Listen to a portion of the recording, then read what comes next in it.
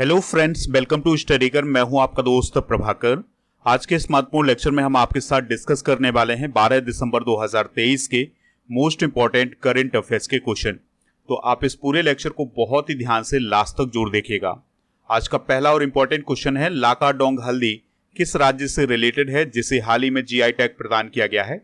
Answer हो जाएगा मेघालय। तो मेघालय राज्य की लाकाडोंग हल्दी को अभी हाल ही में जीआई टैग प्रदान किया गया है। इस हल्दी के अलावा मेघालय के गारो दकमंदा, लारनाई मिट्टी के बर्तन और गारो चुबिची, इसको भी जीआई टैग प्रदान किया गया है। यानी मेघालय के 4 ऐसे प्रोडक्ट हैं जिन्हें जीआई टैग प्रदान किया गया है। लाकाडोंग हल्दी की अगर हम बात करें तो इसमें करक्यूमिन पाया जाता है जो प्रतिरक्षा को बढ़ाने में मदद करता है। गारो दकमंदा की बात करें तो यह गारो जनजातियों के द्वारा पहनी जाने वाली एक पारंपरिक पोशाक है। लारनाई मिट्टी के बर्तन जैनताई पहाड़ी की काली मिट्टी के बर्तन कहलाते हैं। गारो चुबिची की बात करें तो यह एक चावल आधारित मादक पेय पदार्थ है, तो इसे भी अभी हाल ही में जीआई टैग प्रदान किया गया है। दोस्तों, कुछ प्रमुख जीआई टैग डिस्कस कर लेते हैं। जैसे सी बकथॉर्न, ये लद्दाख से रिलेटेड है, इसे अभी हाल ही में जीआई टैग प्रदान किया गया है। और केसर, ये जम्मू कश्मीर से रिलेटेड है, इसे भी जीआई टैग दिया गया है। मणिपुरी काला चावल, ये मणिपुर से रिलेटेड है। और कोडाई कनाल मलाई पुंडू, ये तमिलनाडु से रिलेटेड है, इसे भी जीआई टैग मिला है। पोंडम, ये मिजोरम से रिलेटेड है। गुलबर्गा तुअर दाल, ये कर्नाटका से रिलेटेड है। मिर्च रखो, ये गोवा से रिलेटेड है। और दोस्तों, गोवा के काजू को भी जीआई टैग प्रदान किया गया है। कालपी हस्त निर्मित कागज, जो कि उत्तर प्रदेश से रिलेटेड है, इसे भी जीआई टैग दिया गया है। मरचा चावल या मिर्चा चावल, ये बिहार से रिलेटेड है, तो इसे जीआई टैग प्रदान किया गया है। इसके अलावा बनारस पान, बनारस लंगड़ा आम, रामनगर भंटा बैगन, आदम चीनी चावल, अलीगढ़ ताला, बखरा ब्रास बेयर, बादा सजर पत्थर शिल्प, नगीना लकड़ी शिल्प, ये सभी उत्तर प्रदेश से रिलेटेड हैं, तो इन्हें कुछ समय पहले जीआई टैग प्रदान किया गया था। दोस्तों, जीआई टैग या भौगोलिक संकेत उन उत्पादों को दिया जाता है जो किसी विशिष्ट भौगोलिक स्थान पर उत्पन्न होते हैं। भौगोलिक संकेत अधिनियम 2003 से प्रभावी हुआ था। पहला जीआई टैग दार्जिलिंग चाय को 2004 में प्रदान किया गया था। तो ये कुछ बेसिक पॉइंट हैं, इन्हें आप नोट कर लीजिएगा। दोस्तों, मेघालय की बात आई है तो मेघालय की कुछ बेसिक जानकारी डिस्कस कर लेते हैं।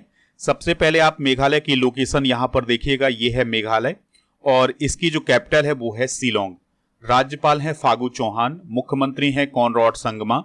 राज्यसभा की 1 सीट, लोकसभा की 2। यहाँ की एक प्रमुख झील है जिसका नाम है उमियम झील।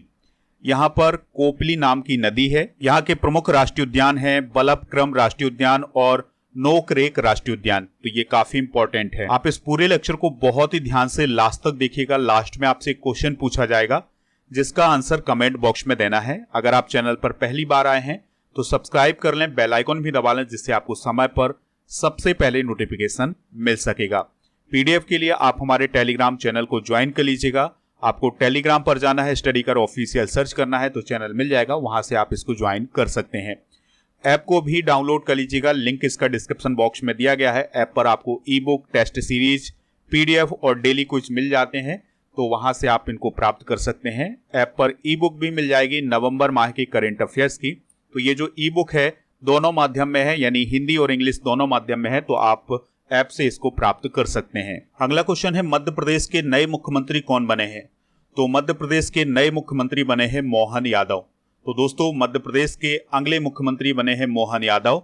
अभी तक शिवराज सिंह चौहान मध्य प्रदेश के मुख्यमंत्री थे, लेकिन अब उनके स्थान पर मोहन यादव मध्य प्रदेश के मुख्यमंत्री बने हैं।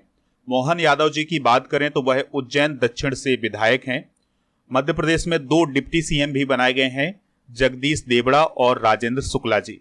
नरेंद्र सिंह तोमर को विधानसभा अध्यक्ष बनाया गया है। मोहन यादव जी 2013 में पहली बार विधायक बने थे, फिर 2018 में वह दूसरी बार चुनाव जीतकर आए और फिर इसके बाद उच्च शिक्षा मंत्री बने थे। दोस्तों, अभी हाल ही में मध्य प्रदेश की 16वीं विधानसभा के लिए चुनाव हुए थे, तो उसमें बीजेपी ने 163 सीटें प्राप्त की हैं। याद रखिएगा कि मध्य प्रदेश में 230 विधानसभा सीटें हैं, जिसमें बहुमत का आंकड़ा 116 का है। मध्य प्रदेश से रिलेटेड कुछ इंपॉर्टेंट करंट अफेयर्स भी डिस्कस कर लेते हैं। तो दोस्तों, बीरा राणा मध्य प्रदेश की प्रभारी मुख्य सचिव बनाई गई हैं और वह मध्य प्रदेश की निर्मला बुच के बाद दूसरी महिला मुख्य सचिव बनी है। भारत का सबसे बड़ा टाइगर रिजर्व दमोह में स्थापित किया जाएगा। मध्य प्रदेश सरकारी नौकरियों में महिलाओं को 35% आरक्षण प्रदान करेगा। नेशनल स्मार्ट सिटी कॉन्क्लेव में इंदौर को सर्वश्रेष्ठ स्मार्ट सिटी का स्थान दिया गया है। मध्य प्रदेश के तत्कालीन सीएम शिवराज सिंह चौहान ने ओमकारेश्वर में स्टैच्यू ऑफ वननेस का अनावरण किया था और शिवराज सिंह चौहान जी ने मुख्यमंत्री कृषक मित्र योजना भी कुछ समय पहले शुरू की थी। चलिए अब मध्य प्रदेश की बेसिक जानकारी डिस्कस कर लेते हैं। तो मध्य प्रदेश का गठन 1 नवंबर 1956 को हुआ था। राजधानी भोपाल है। यहाँ पर 55 जिले हैं। राज्यपाल हैं मंगू भाई छगन भाई पटेल। मुख्यमंत्री बन गए हैं मोहन यादव। मोहन यादव जी के बारे में आप याद रखिएगा कि अगर हम व्यक्ति के तौर पर बात करें तो यह मध्य प्रदेश के 20वें मुख्यमंत्री हैं। विधानसभा की यहाँ पर 230 सीटें हैं, राज्यसभा की 11 और लोकसभा की 29 सीटें हैं। नेक्स्ट क्वेश्चन है, सुप्रीम कोर्ट ने केंद्र सरकार द्वारा किस अनुच्छेद को हटाए जाने के फैसले को बरकरार रखा है? आंसर हो जाएगा आर्टिकल 370। अब आप एक एक पॉइंट को बहुत ही ध्यान से सुनिएगा। देखिए 2019 में केंद्र सरकार के द्वारा जम्मू कश्मीर से आर्टिकल 370 हटाया गया। इसके बाद केंद्र सरकार के इस फैसले को लेकर के सवाल उठाए गए और सुप्रीम कोर्ट में 23 याचिकाएं लगाई गईं। तो समय समय पर सुप्रीम कोर्ट के द्वारा सुनवाई की गई और फिर इसके बाद अब फाइनली सुप्रीम कोर्ट के द्वारा फैसला सुनाया गया है। तो सुप्रीम कोर्ट ने क्या फैसला सुनाया है इसको आप बहुत ही ध्यान से सुनिएगा। सुप्रीम कोर्ट ने यह कहा है कि केंद्र सरकार के द्वारा जम्मू कश्मीर से जो आर्टिकल 370 हटाया गया था यह केंद्र सरकार का सही फैसला था, यानी ये फैसला बरकरार रहेगा। इसके अलावा सुप्रीम कोर्ट ने यह कहा है कि जो आर्टिकल 370 है वह एक अस्थायी प्रावधान था। अब जिन्होंने यह फैसला सुनाया है उसमें कौन कौन शामिल था? तो सीजेआई डीवाई चंद्रचूड़ थे, जस्टिस बीआर गवई थे, जस्टिस सूर्यकांत थे, जस्टिस संजय किशन कौल थे और जस्टिस संजीव खन्ना थे। तो इन जजों ने यह फैसला सुनाया है। दोस्तों इसके अलावा सुप्रीम कोर्ट ने यह भी कहा है कि भारतीय संविधान के अनुच्छेद 1 और 370 से यह स्पष्ट होता है कि जम्मू और कश्मीर भारत का अभिन्न अंग है और यहां पर भारतीय संविधान के सभी प्रावधान लागू हो सकते हैं।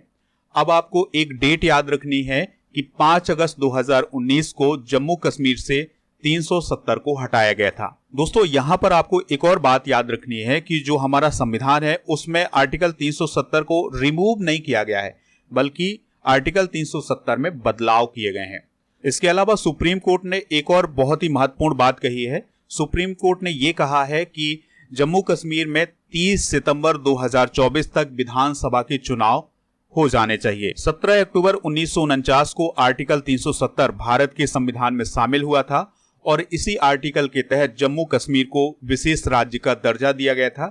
जैसे विशेष बातों की बात करें तो यहाँ पर विधानसभा का जो कार्यकाल हुआ करता था वो 6 साल का हुआ करता था और अगर केंद्र सरकार को जम्मू कश्मीर में कोई भी कानून लागू करवाना होता था तो उससे पहले जम्मू कश्मीर की विधानसभा से पूछना पड़ता था, लेकिन अब ये सभी प्रावधान खत्म हो गए हैं।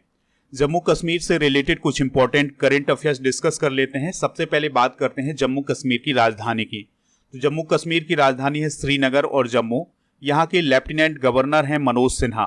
दोस्तों जम्मू कश्मीर को 31 अक्टूबर 2019 को केंद्र शासित प्रदेश बनाया गया था। इसके अलावा इसके साथ एक और केंद्र शासित प्रदेश बना था, वो बना था लद्दाख। जम्मू कश्मीर के रियासी जिले में अभी कुछ समय पहले 59 लाख टन लिथियम का भंडार मिला है। G20 टूरिज्म वर्किंग ग्रुप की मीटिंग इस साल श्रीनगर में आयोजित की गई थी। क्वेश्चन है यूनिसेफ दिवस कब मनाया जाता है? तो हर साल 11 दिसंबर को यूनिसेफ दिवस मनाया जाता है। 2023 की थीम है इसकी for every child every right. दोस्तों यूनिसेफ की स्थापना 11 दिसंबर 1946 को हुई थी, इसलिए यह दिवस मनाया जाता है। यूनिसेफ को अब यूनाइटेड नेशन चिल्ड्रंस फंड बोला जाता है। इसका मुख्यालय न्यूयॉर्क अमेरिका में है। वर्तमान में इसकी प्रमुख हैं कैथरीन एम रसेल और इसका प्रमुख कार्य बच्चों के पोषण, शिक्षा, स्वच्छता और उपचार को बढ़ावा देना है। इसके अलावा 11 दिसंबर को एक और महत्वपूर्ण दिवस मनाया जाता है, वो है अंतर्राष्ट्रीय पर्वत दिवस। तो हर साल 11 दिसंबर को पूरे विश्व में अंतर्राष्ट्रीय पर्वत दिवस मनाया जाता है। 2023 के अंतर्राष्ट्रीय पर्वत दिवस की थीम है रिस्टोरिंग माउंटेन इकोसिस्टम। इसके अलावा आप याद रखिएगा कि यूनाइटेड नेशन जनरल असेंबली के द्वारा 2002 को अंतर्राष्ट्रीय पर्वत वर्ष भी घोषित किया गया था। नेक्स्ट क्वेश्चन है पूर्वी क्षेत्रीय परिषद की 26वीं बैठक कहां आयोजित की गई है? तो यह बैठक पटना में आयोजित की गई है। तो बिहार की कैपिटल पटना में पूर्वी क्षेत्रीय परिषद की 26वीं बैठक आयोजित की गई है। इसकी अध्यक्षता गृह मंत्री अमित शाह जी के द्वारा की गई थी। इसमें बिहार, झारखंड, पश्चिम बंगाल और उड़ीसा के प्रतिनिधि शामिल हुए थे।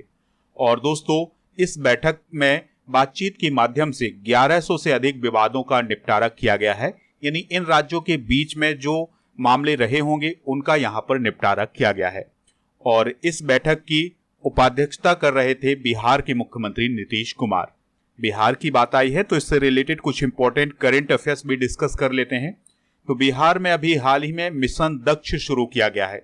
सरकारी नौकरियों में SC, ST, EBC और BC के लिए 65% आरक्षण बिहार में प्रदान किया गया है। बिहार में शिक्षकों को टेस्ट के माध्यम से सरकारी कर्मचारी का दर्जा दिया जाएगा। बिहार में दूसरा टाइगर रिजर्व कैमूर जिले में तैयार किया जाएगा। बगहा में इंटरनेशनल कन्वेंशन सेंटर बनाया जाएगा। पटना नगर निगम ने कैश फॉर वेस्ट योजना कुछ समय पहले शुरू की थी। नेक्स्ट क्वेश्चन है, किस देश में तमिल कवि और दार्शनिक तिरुवल्लुवर की प्रतिमा का अनावरण किया गया है? आंसर हो जाएगा फ्रांस। दोस्तों, फ्रांस के सैरगी शहर में तमिल कवि और दार्शनिक तिरुवल्लुवर की प्रतिमा का अनावरण किया गया है। पीएम मोदी ने यह कहा है कि फ्रांस के सैरगी में तिरुवल्लुवर की प्रतिमा हमारे साझा सांस्कृतिक संबंधों का एक सुंदर प्रमाण है। तिरुवल्लुवर की बात करें तो यह एक प्रख्यात तमिल कवि हैं और इनका जन्म मायलापुर तमिलनाडु में हुआ था। उन्हें तिरुक्कुस के लेखक के रूप में जाना जाता है। दोस्तों, कुछ स्टैचू डिस्कस कर लेते हैं। जैसे अमेरिका के मैरीलैंड में कुछ समय पहले डॉक्टर BR अम्बेडकर का स्टैचू स्थापित किया गया है। इसे स्टैचू ऑफ इक्वेलिटी नाम दिया गया है। ओमकारेश्वर मध्य प्रदेश में आदि गुरु शंकराचार्य का स्टैचू है जिसको स्टैचू ऑफ वननेस कहा जाता है। हैदराबाद में रामानुजाचार्य का स्टैचू है जिसे स्टैचू ऑफ इक्वेलिटी कहा जाता है।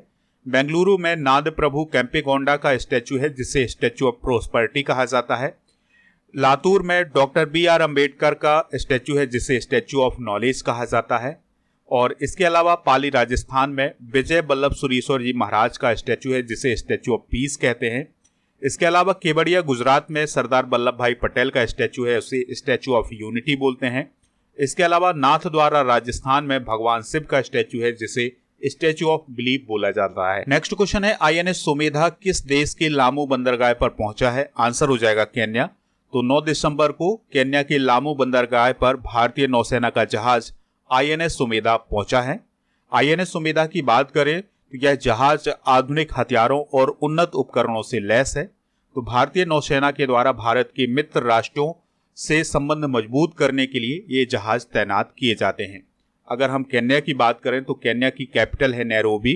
राष्ट्रपति हैं विलियम रूटो। यहाँ की करेंसी है केन्याई शिलिंग और केन्या अफ्रीका कॉन्टिनेंट में है। दोस्तों, यह पूर्वी अफ्रीका का एक देश है और केन्या दुनिया का 28वां सबसे अधिक आबादी वाला देश है और अफ्रीका में 7वां सबसे अधिक आबादी वाला देश है। यहाँ पर आप केन्या की लोकेशन देख सकते हैं और यहाँ पर स्थित है विक्टोरिया झील। विक्टोरिया झील का 6% हिस्सा केन्या के अंतर्गत आता है। अगला क्वेश्चन है, 27वें विश्व निवेश सम्मेलन का आयोजन कहाँ किया जा रहा है? तो इसका आयोजन नई दिल्ली में किया जा रहा है। दोस्तों, इस सम्मेलन का आयोजन 11 से 14 दिसंबर तक किया जाएगा और इस सम्मेलन में बड़ी संख्या में सरकारी नीति निर्माता और विभिन्न अंतर्राष्ट्रीय संगठनों के जो प्रतिनिधि हैं वो शामिल होंगे।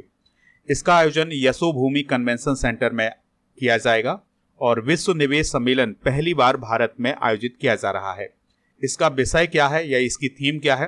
तो निवेशकों को सशक्त बनाना, IPA भविष्य के विकास में अग्रणी है। तो यह इसकी थीम है।